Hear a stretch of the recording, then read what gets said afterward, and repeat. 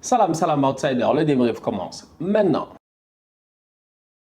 Manchester City l'emporte 5-1 face à Watford. Top performance de la part des hommes de Pep Guardiola qui ne lâchent rien. Ils ne lâchent rien. Liverpool a gagné aujourd'hui face à Everton 2-0. Mais City de son côté, ils ont gagné 5-1. Il fallait gagner avant que Liverpool joue. Surtout que Liverpool jouait un match compliqué, même si les Reds ont réussi à sortir leur épingle du jeu de ce match-là face à Everton. City, si tu regardes bien le match face à Watford, un seul homme, sincèrement, Gabriel Jesus.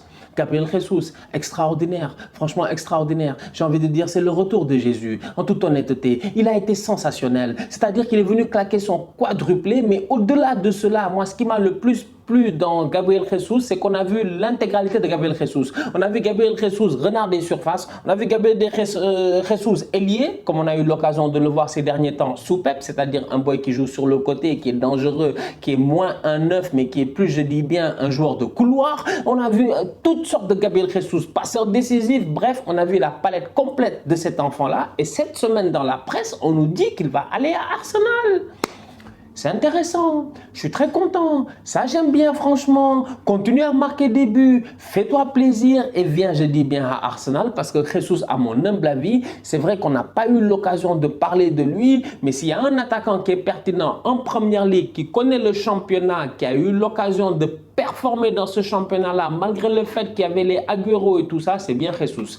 Il est à respecter, c'est pas un tocard. Belle victoire de la part de Manchester City. Seul petit bémol, la sortie de Kevin De Bruyne vers l'heure de jeu. De Bruyne, il fait 60 minutes, il sort sur blessure. Le Real et Manchester City doivent jouer dans quelques jours. Donc du coup, on espère tous que De Bruyne, c'est pas très grave parce qu'on a hâte de le voir sur le terrain. C'est un joueur très important. Je vous rappelle que De Bruyne, en 60 minutes sur le terrain, il a fait 2 passes décisives. Ça montre à quel point c'est un top player. Liverpool, de son côté, s'est géré. Liverpool a gagné 2-0 face à Everton dans un match très fermé. Très fermé. Autant City, ils ont réussi à mettre 5 buts face à Watford qui a essayé, durant le match, d'essayer de pousser parce qu'à un moment donné, c'est 2-0 et paf, ça revient à 2-1 si je ne me trompe pas. Donc, Watford a tenté. Liverpool, ils ont joué un match face à Everton. Everton, ils sont venus, ils ont activé le cholismo. Ils ont activé le cholismo. Everton, ils sont dans la merde. Franchement, on va être très sérieux, c'est compliqué. C'est très compliqué. On parle de Everton. Everton va aller en 2e division. Si tu regardes bien le classement, Everton est relégable. Et Everton a un calendrier compliqué. Everton a peut-être le calendrier le plus compliqué en ce moment. Ils ont joué aujourd'hui face à Liverpool. Ils ont tout tenté. Ils ont essayé sur les contres et ça a bien paru parce qu'ils ont failli peut-être faire un hold-up. Le boy Gordon, il a été sensationnel. À chaque fois qu'il sortait, c'était danger. Petit Gordon là, pouf.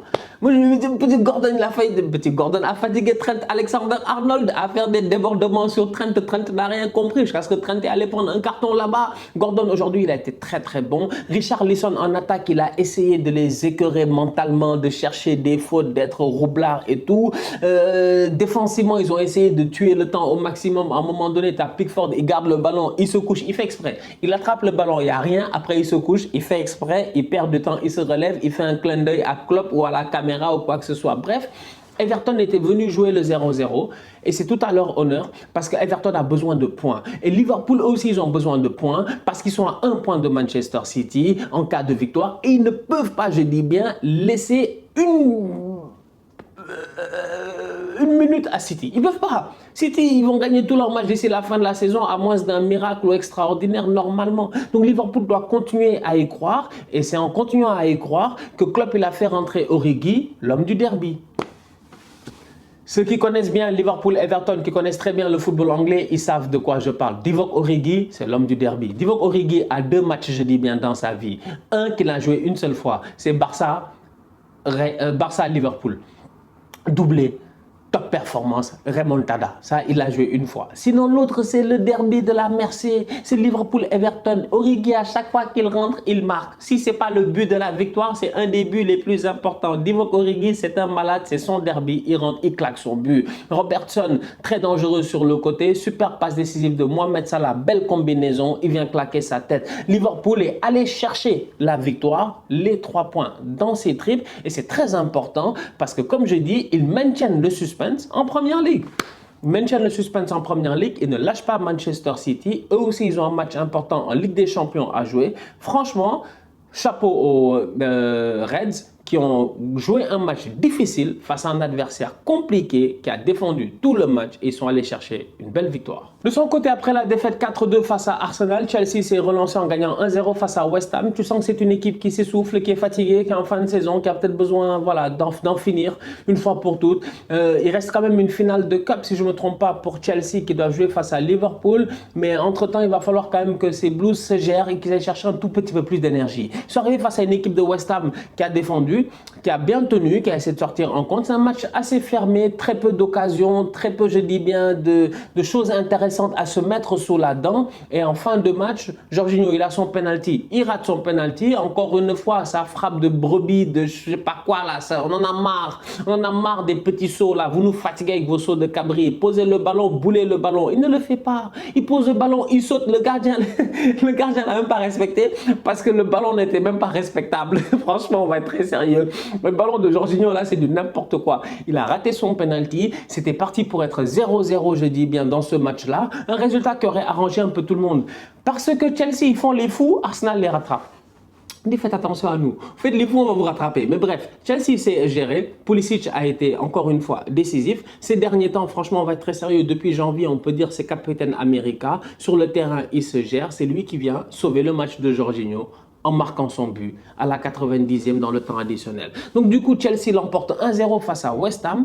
Bien joué de leur part. Seule petite chose à notifier, encore une fois, c'est le bon match de Timo Werner, toujours actif offensivement. Ces derniers temps, franchement, c'est un autre joueur. C'est un joueur qui est toujours bien placé au bon moment, au bon endroit, avec le bon timing. Franchement, Timo Werner se gère.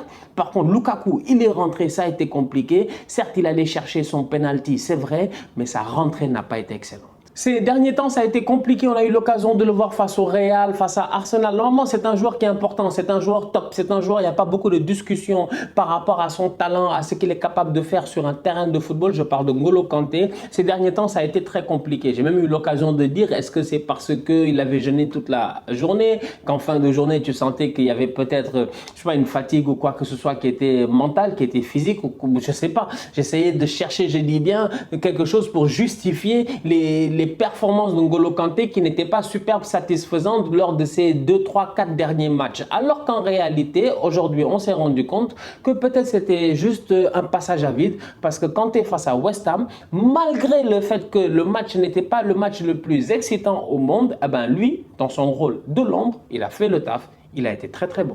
Au classement, ça reste le statu quo. Un point d'avance pour Manchester City devant, je dis bien, Liverpool. Ce qui est intéressant, c'est le prochain match de City, c'est Leeds. Leeds, en ce moment, c'est une équipe qui roule bien. C'est une équipe qui va bien depuis leur changement de coach. Et d'un autre côté de Liverpool, son prochain match, c'est Newcastle. Newcastle qui aussi va très très bien depuis aussi l'arrivée de Eddie Howe. Les Magpies.